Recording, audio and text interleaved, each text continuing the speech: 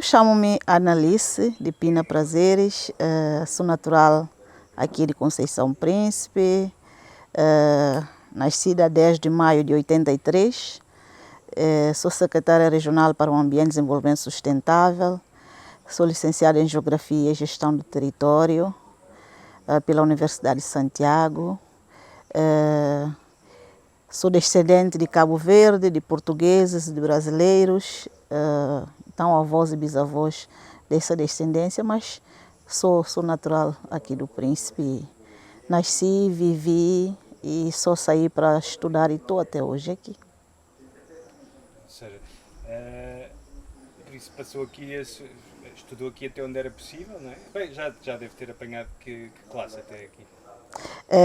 Na altura em que eu estudei, ainda era até o nono, e depois tive que fazer o 10º em Santo Tomé, mas depois com uma cooperação entre governo de Santo Tomé e Príncipe e Cabo Verde, vieram professores, então passou a ter aqui o 11º e o 12º, então voltei de Santo Tomé já apenas para concluir algumas disciplinas do 11º, porque já tinha passado uns anos em Santo Tomé a terminar.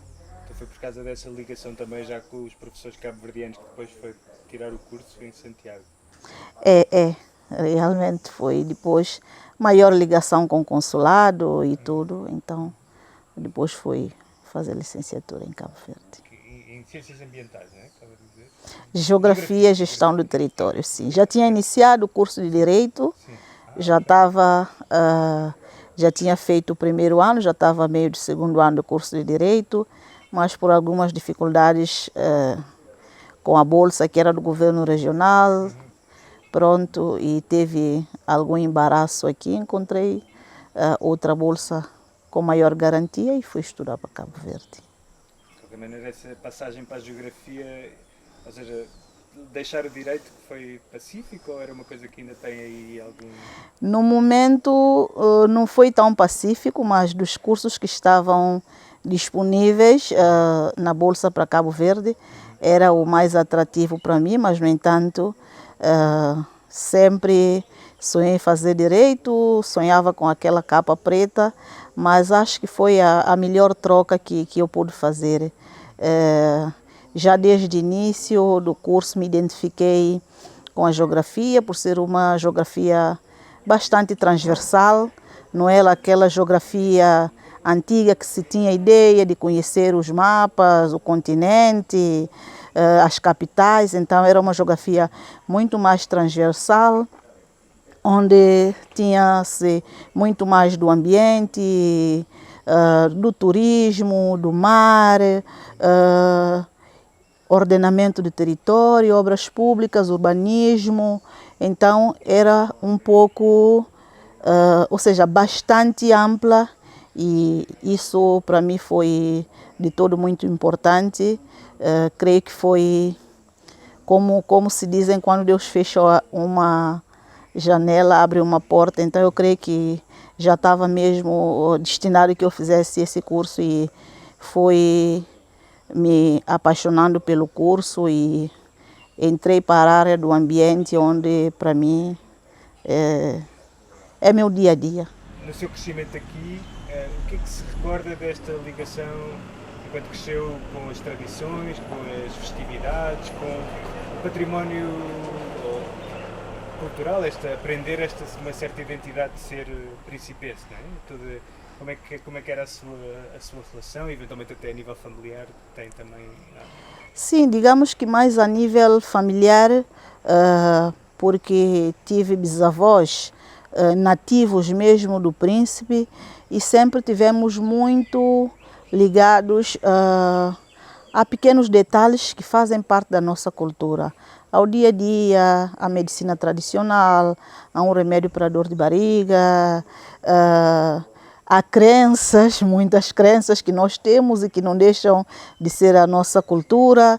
O nosso linguia, que os meus bisavós falavam apenas linguia, e durante a infância era mais viva essa questão cultural na família, mas com a perda dos bisavós, então também foi-se afastando, porque um pouco vai-se fazendo o esforço, quando tem-se os bisavós a falar em linguia, para a gente tentar responder, corresponder uma outra palavra e pronto, os remédios que eles nunca deixam de fazer quando estamos pequenos, mas depois, com o tempo, nós crescemos, eles também se vão e vamos nos afastando realmente desses hábitos, dessas crenças da nossa cultura e vamos certamente com a globalização, adotando hábitos de outras paragens e esquecendo realmente daquilo que é nosso e que não é de todo bom.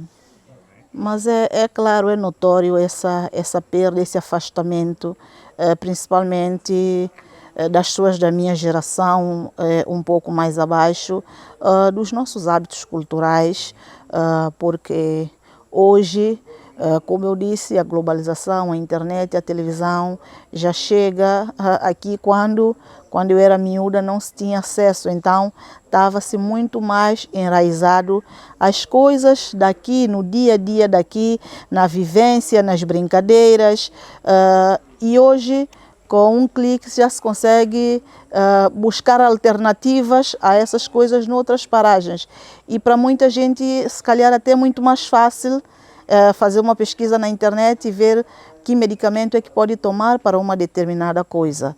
Então, em vez de sair e perguntar a uma pessoa mais velha, buscar essa sabedoria em alguém daqui, que nós temos muita coisa aqui que pode nos ajudar a resolver determinados problemas, vamos sempre buscar alternativas do outro lado, porque com esse fator internet é sempre mais simples fazer uma pesquisa e isso vai contribuindo para esse afastamento da nossa cultura. Sai daqui para estudar e depois quando regressa, como é que recuperou essa ligação com o espaço natural, eventualmente? Ou...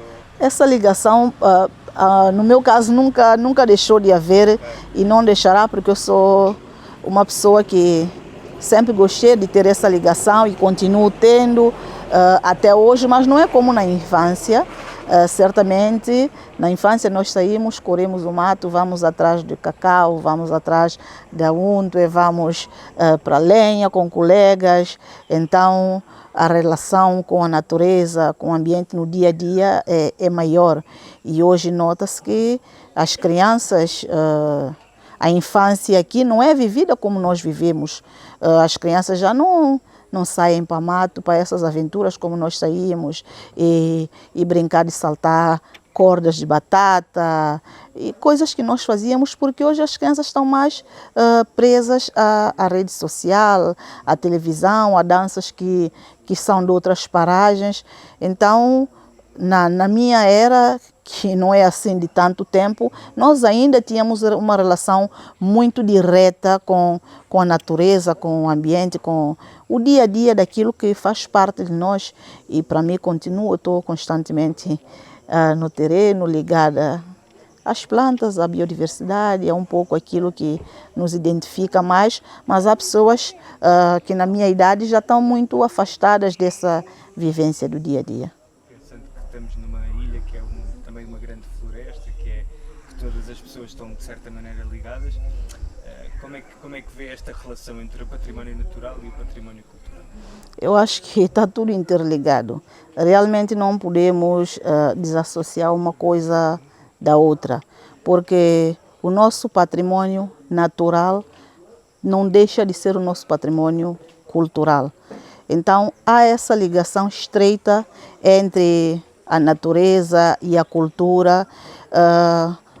Eu creio que isso tudo é um pacote que faz a cultura. Não há cultura sem os hábitos, sem as crenças, sem a natureza, sem aquilo que vamos buscar a natureza para muitas vezes sustentar aquilo que são os nossos hábitos culturais. A nossa gastronomia depende muito daquilo que é a nossa natureza, que é a nossa floresta, que a nossa biodiversidade nos oferece.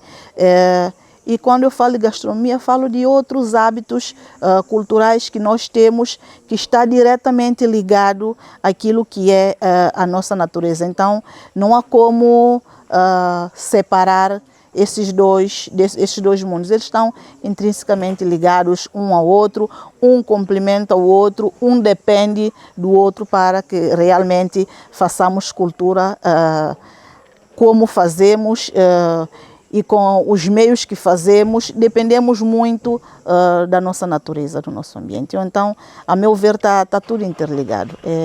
É um pacote. Nós entrevistámos hoje de manhã um senhor, que eu perguntei-lhe o artesanato que ele fazia, a primeira coisa que ele diz é que era tartarugueiro. E por isso fala imenso tempo, foi durante dezenas de anos, foi o trabalho que fez, que aprendeu com o pai. E nós sabemos, e eu estou a falar nós também no sentido de sou biólogo e tenho este trabalho e tenho esta exposição, foi uma coisa que foi proibida, não é? Em termos de conservação desta tartaruga, por isso de repente há também aqui uma espécie de estabelecer algumas prioridades ou pelo menos algumas definições, parâmetros, sim. E isso também imagino que seja um exercício difícil, principalmente para quem claro, tem responsabilidades institucionais e que tem que pensar nisso. É um exercício difícil para nós que estamos a trabalhar para a conservação e não deixa de ser difícil para quem viveu toda a vida a fazer essa atividade e a ter esse recurso ou essa matéria-prima como seu meio de sobrevivência, como seu ganha-pão. E de repente ter que deixar de usar esse recurso, essa matéria-prima, em prol da conservação. Mas como diz, nós temos que aqui priorizar realmente o que é que nós queremos e uma vez que a ilha optou em ter a conservação como prioridade, então buscar alternativas para que essas pessoas encontrassem outros meios de fazer artesanato. Eu creio que deve estar falando da pessoa que hoje trabalha muito com vassoura, que vem da palmeira, continua a fazer artesanato com vassoura, incentivou-se muito o uso de casca de coco e tem-se feito bambu, vai dando resultado. São coisas que nós temos, matéria-prima que nós temos em abundância na floresta, que não vai deixar de haver essa matéria-prima, mas no entanto fica aquele sentimento por causa do hábito de vir desde criança, de aprender com o pai, com o avô a fazer com a matéria-prima e ter que no meio percurso buscar alternativa e às vezes as pessoas não se adaptam àquilo que é a alternativa encontrada. Mas pronto, perante isso temos sempre que pesar o custo-benefício e nós estamos em crer que a conservação da natureza, a conservação da biodiversidade para nós é o benefício maior que nós podemos ter e dar à comunidade global nesse caso. Sim, e eu percebo, é sempre difícil explicar um bocadinho o que é que pode ser esse valor quase incalculável daquilo que é manter essa biodiversidade em prol da sobrevivência de muita gente que depende desses recursos para sobreviver, para alimentar até, podemos dizer assim, suas famílias. E é nesse sentido que o governo tem vindo a buscar alternativas simples, coisas que no dia a dia as pessoas possam fazer e conseguir realmente um ganha-pão e reduzir essa pressão sobre esses recursos que nós pretendemos ou que nós estamos a conservar. Mas, de certo que é difícil conciliar esses dois lados, mas, como eu disse, nós escolhemos a conservação, então vamos buscando e temos tido sucesso, pessoas que tinham atividades, que deixaram de fazer essa atividade, de usar esses recursos e que encontraram ainda assim outras matérias-primas, outros recursos e têm vindo a fazer diferente o artesanato ou aquilo que seja com o material alternativo, mas o objetivo final é garantir a sobrevivência dessas pessoas, pequenos negócios, que eles consigam ter garantia do seu ganha-pão. E isso temos vindo a fazer e, graças a Deus, o governo tem conseguido, através de projetos diversos, quase todos os projetos que estão voltados para a conservação da biodiversidade, da natureza, tem essa componente de dar alternativa às pessoas. E não falo só de caco de tartaruga, como nós chamamos, mas um pouco da floresta, dos recursos pesqueiros, que muitos deles também têm que ter alguma cautela na sua captura, o uso de materiais adequados. Então, uma série de coisas que foram proibidas. Então, vamos buscando alternativa de colmatar essa necessidade no dia a dia das pessoas. Esta questão da pesca e a questão também, isso, por exemplo, em São Tomé, sente-se, claro, de outra escala, a questão da desarborização, da desmatação, ou, por exemplo, na questão ligada às plantas medicinais, o corte incorreto das cascas, isso como é que tem tido algumas dessas questões aqui? Como é que tem lidado com isso? Com certeza. Relativamente à questão de pesca, eu acho que tem tido um trabalho muito bom, feito diretamente com o público-alvo, que são os pescadores e as chamadas palaiês.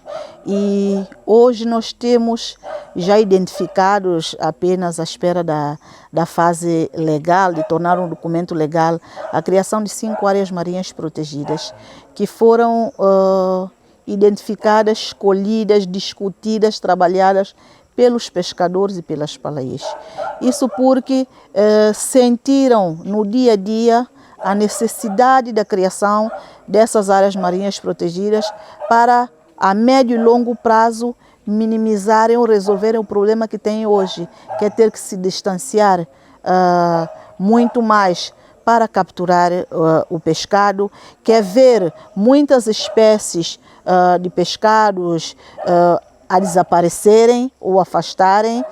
Então, eles que lidam o dia a dia com essa matéria, que estão no mar, que pescam, que salgam, que vendem, sentiram essa necessidade da criação dessas áreas marinhas protegidas, do estabelecimento de tipo de materiais que devem ser usadas em determinadas áreas, para que realmente o resultado daqui a algum tempo eles serão os maiores beneficiários. Então, digamos que isso foi para nós o ponto alto desse projeto de criação de AMPs, porque é uma coisa trabalhada com o público-alvo.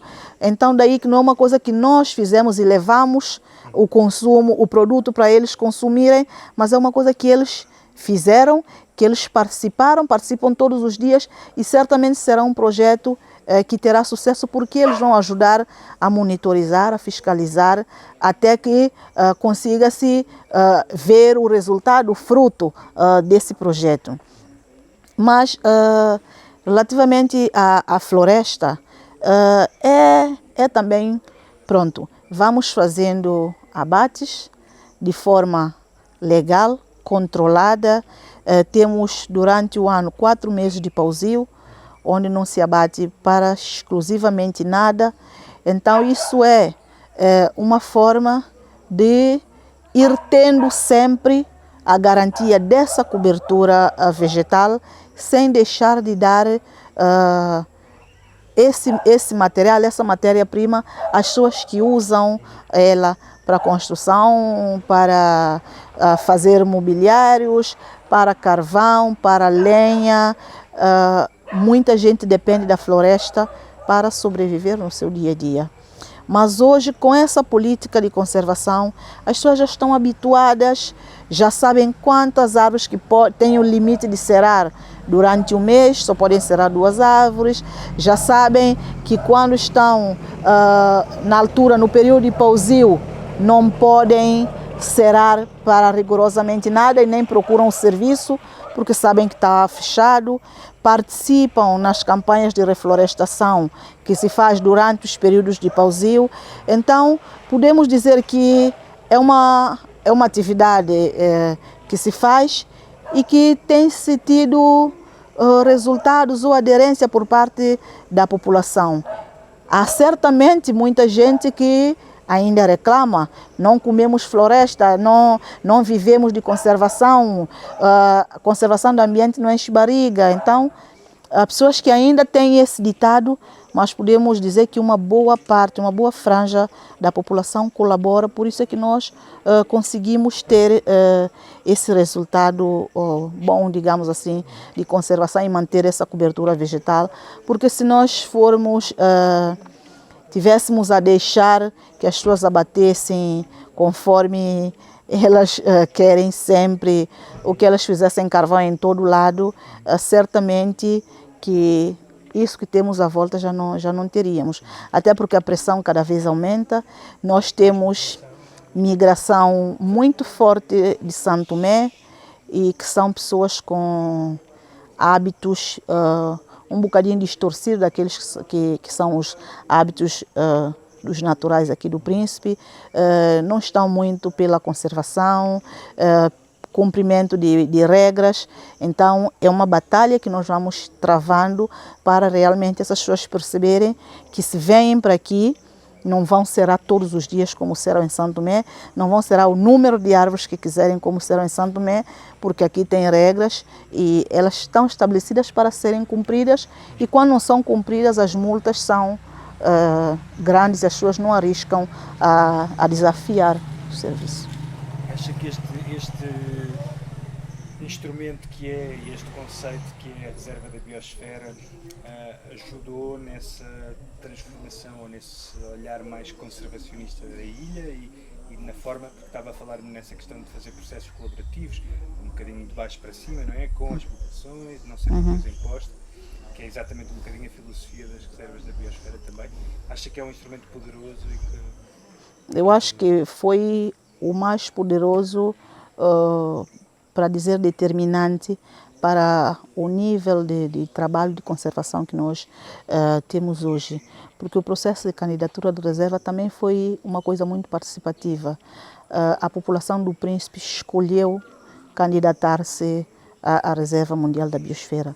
Não foi uma escolha do governo candidatar, foi uma proposta do governo, mas a população escolheu, a população aderiu a essa candidatura. Então, tendo se apropriado dessa intenção, já sabiam que por detrás havia todo esse processo, digamos, de cedência de alguns hábitos, de alguns costumes em prol dessa conservação que nós temos, que é a Reserva da Biosfera.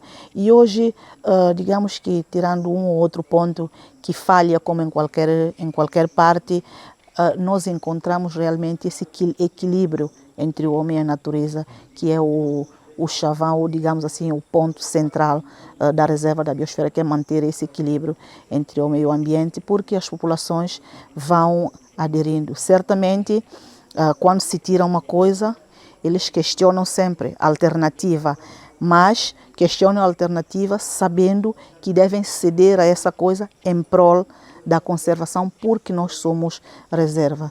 Então, o ditado, nós somos reserva, tudo é da reserva. Tudo é da reserva, e as pessoas se apropriaram desse estatuto.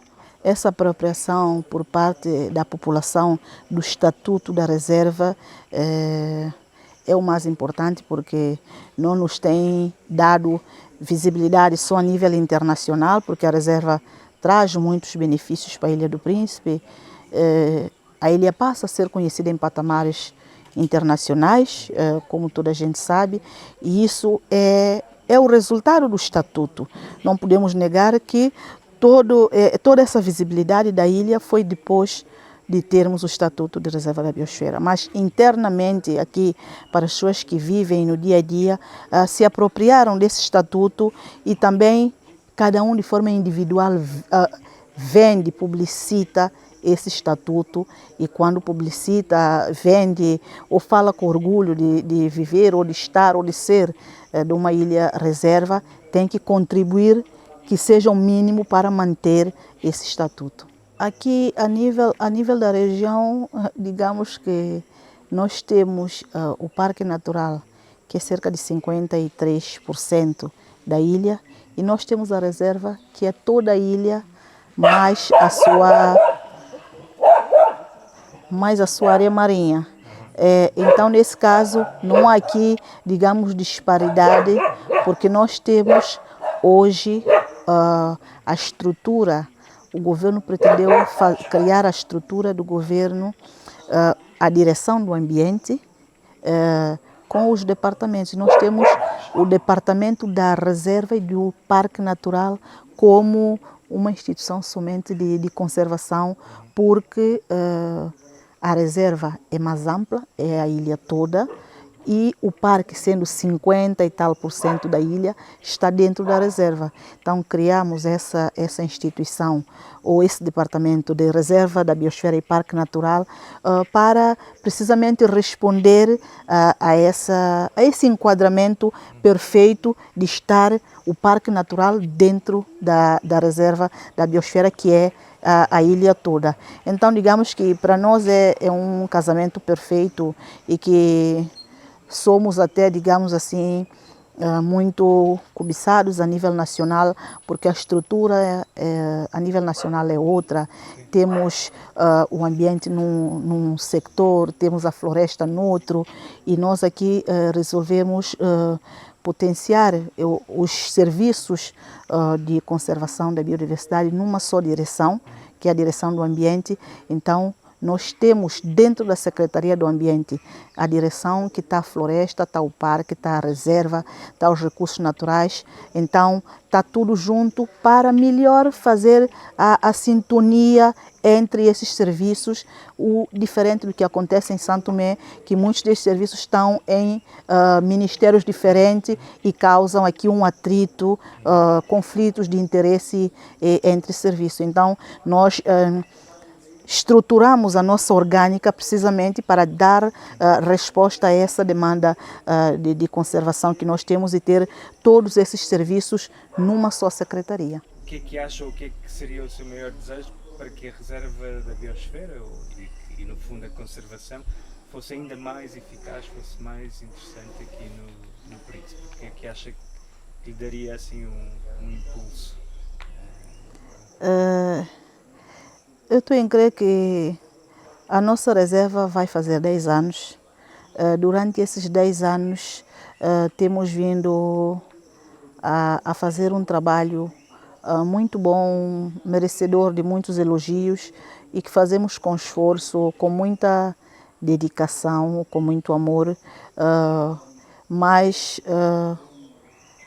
digamos que para nós essa visibilidade internacional vai nos trazer certamente o que nós almejamos daqui a mais 10 anos para a reserva, que é o desenvolvimento de um ou outro setor da sociedade que nós estamos a trabalhar, mas que ainda hoje não atingimos os objetivos preconizados ou, nesse caso, desejado. Temos projetos muito bons que nós só conseguimos por ser reserva, e que vamos trabalhar no âmbito desses projetos para ter o príncipe que nós desejamos. E estamos em crer que daqui a mais 10 anos estaremos a fazer um apanhado de crescimento, de evolução daquilo que nós queremos para nós enquanto reserva. Mas o objetivo central hoje é apelar à população do Príncipe que continue ou que mantenha esse engajamento na conservação, porque o serviço, o setor, a direção, a secretaria não faz nada se não tiver o engajamento ou o apoio da população. Então nós precisamos desse engajamento para realmente continuar a fazer esse trabalho e ter, daqui a mais uns anos, atingir o patamar que nós desejamos, ter os problemas de saneamento resolvido, de resíduos sólidos, ter cobertura de água, energias renováveis, que já temos dado passos significativos. Então temos um plano de desenvolvimento Príncipe 2030, que é um plano nosso regional, que temos vindo a trabalhar passo a passo, projeto a projeto, atividade a atividade, para em 2030 termos realmente maior parte das atividades dos projetos desse plano desenvolvidos. Então, digamos que todo o objetivo, todo o anseio da região enquanto reserva é cumprir os projetos, as atividades que estão nesse plano. E temos vindo a conseguir, como eu disse, já temos as áreas marinhas protegidas praticamente a tornar um documento legal. Temos energias renováveis, tanto mini hídrica como fotovoltaica, em breve a ser instalada. Já temos água com alguma qualidade para a maior parte das comunidades.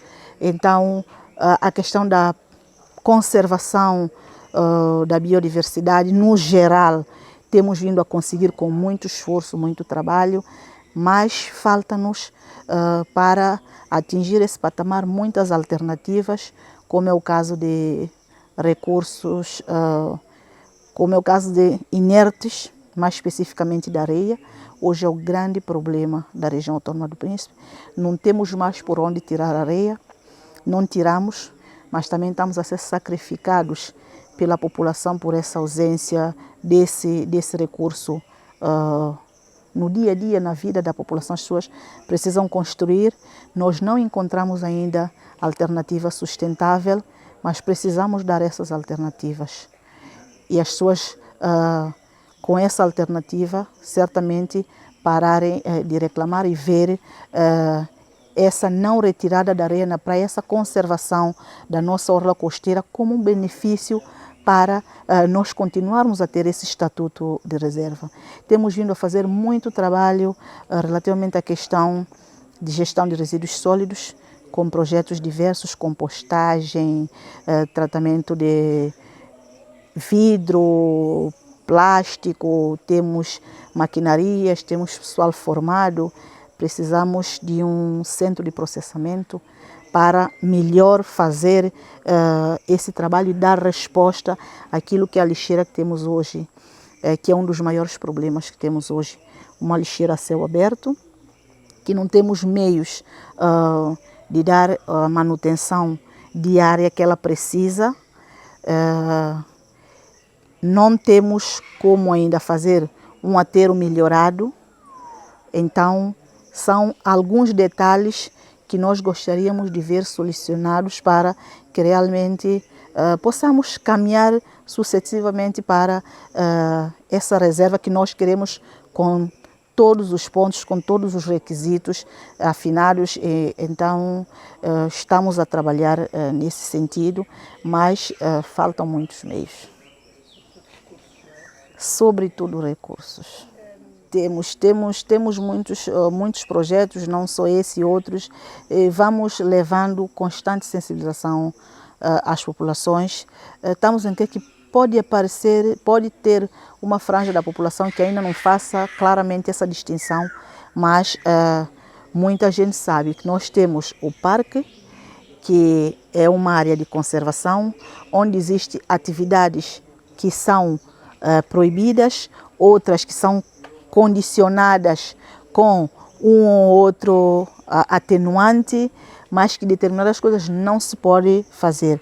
Então, esse é o parque, é a área de conservação. Dentro da área do parque, temos a área de proteção total, onde não se pode fazer determinadas coisas.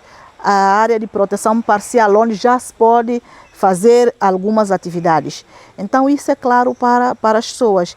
E a reserva no global é todo esse chavão de conservação, mas que tem que haver essa relação entre o ambiente e as pessoas. Tem que haver a busca constante desse equilíbrio entre o homem e a natureza. Para nós isso é a reserva, porque a reserva não é só o parque, não é só a conservação, sem as pessoas, sem os hábitos, sem a cultura, mas a reserva é tudo isso. É um conjunto do equilíbrio dos homens, das pessoas, com o meio ambiente, da cultura, das tradições, dos hábitos, do dia a dia. Então, vamos levando para as pessoas que ainda não estão esclarecidos dessa diferença entre o parque e a reserva, mas estamos a crer que boa parte da população consegue fazer essa distinção. As pessoas estão contentes com a reserva? Sim, sim, no Príncipe estão. Eu penso que no caso das reservas, não é? O mais difícil é, de facto, haver esta convergência de interesse e as pessoas amarem a reserva como se fosse um bem, não é? Exatamente. E aqui temos conseguido essa apreciação, porque como eu já disse, a reserva foi... A candidatura da reserva foi uma coisa que as pessoas do Príncipe escolheram, aderiram.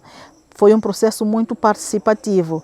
Então, partindo do princípio que eu quero me candidatar ao Estatuto de Reserva, eu já sei que depois daí vem algumas implicações, algumas restrições, algumas coisas que eu não vou poder fazer em prol da conservação ou desse equilíbrio entre o homem e a natureza. Então, as pessoas se apropriaram da reserva. Hoje nós temos muita migração interna que vai criando aqui alguns cortes naquilo que é os trabalhos que nós temos vindo a fazer, os patamares que já tínhamos chegado, e hoje encontramos algum embaraço com essa migração interna, hábitos um pouco diferentes daquilo que são os nossos, mas pronto, vamos sempre passando a mensagem de quem quiser estar no Príncipe, quem quiser vir ao Príncipe, morar, ficar no Príncipe, tem que se ir encaixando naquilo que é o nosso padrão de exigência relativamente à conservação, para realmente encontrarmos esse equilíbrio. Como é que, numa ou duas frases, define esta reserva da biosfera do Príncipe? O que é a reserva para si? Para mim, a reserva da biosfera da Ilha do Príncipe é essa busca constante de desenvolvimento pautado pela sustentabilidade. De nós termos tudo o que temos hoje e deixar igual às gerações vindouras, para que os nossos netos, bisnetos, possam se orgulhar de ter essa paisagem, de ter toda a biodiversidade que existe dentro dessa paisagem, de ter esse mar, de conseguir ter praias com areia, de conseguir respirar esse ar e de ter orgulho de dizer: eu vivo numa ilha reserva onde as pessoas fazem ou contribuem para que nós continuemos a fazer parte dessa rede de reserva, para que daqui a 50, 100 anos os nossos bisnetos não venham dizer: o Príncipe foi reserva um dia, mas hoje, por causa dos nossos hábitos, das nossas atitudes, nós já não temos esse estatuto. Então, para mim, é isso que é. E o que é ser príncipense? Ser príncipense? Ser príncipense para mim, é um sentimento que é inexplicável. Ser príncipense é estar aqui, é viver as dificuldades, é não ter muitas coisas que nós sabemos que existem em outras paragens e que nós não temos aqui meios de ter, mas ainda assim querer estar aqui e viver com aquilo que temos aqui ou que está disponível para nós e sermos felizes com o que nós temos. Relativamente ao projeto, que eu creio que para mim muita gente hoje já não dá valor aos nossos hábitos culturais, às nossas crenças, pequenas coisas, mas que para mim fazem todo sentido. É de extrema importância esse projeto, porque vai se perpetuar certamente os depoimentos, as pessoas que, independentemente de idade, hoje as pessoas vão com que idade forem, mas as coisas vão ficar, porque eu sei e conheço hábitos que nós temos e que daqui a algum tempo, se não ficar esse registro, vamos perder.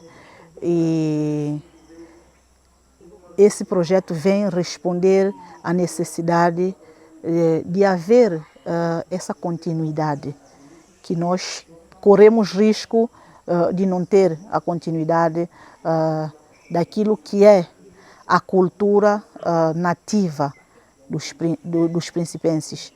Então, para mim, esse é o ponto-chave do projeto, e eu, particularmente, que posso ter o testemunho de dizer, eu já tive oportunidade de, através dos nossos hábitos, digamos, medicina tradicional, conseguir alcançar um objetivo que é meu, ou que era meu, e que é de muita gente que não consegue, através desse hábito que se calhar veio de muito longe e que, se não se guardar, pode-se daqui a algum tempo perder.